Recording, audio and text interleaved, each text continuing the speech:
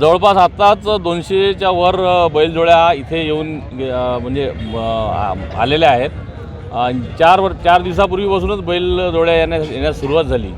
मी स्पर्धा आयोजित करण्यामागचं कारण पारंपरिक हा शेतकऱ्यांचा जो मित्र आहे बैलच आहे आणि खरा मित्र, आणि इथे स्पर्धा आयोजित केल्या पाहिजे.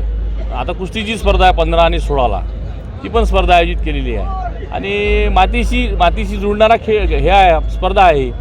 मी पेरणीला तर ती पण हाकलतोच, त्याच्यामुळं मला काही नवं नाही आहे. पेरणीला तर सरळ उलट कठीण काम आहे पेरणीचे ती पण हाकलणं म्हणजे सरळ तास निघालं पाहिजे, सरळ रेषेत निघालं पाहिजे.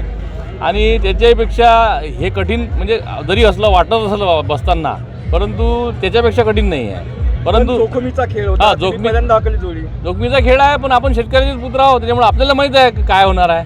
त्याच्यामुळं तो मला पहिलंच वर्ष जरी आमच्या स्पर्धेत असलं तर पहिल्याच वेळेस मी हाकलण्याचा प्रयत्न केला, त्यात मी सफल ठरलो.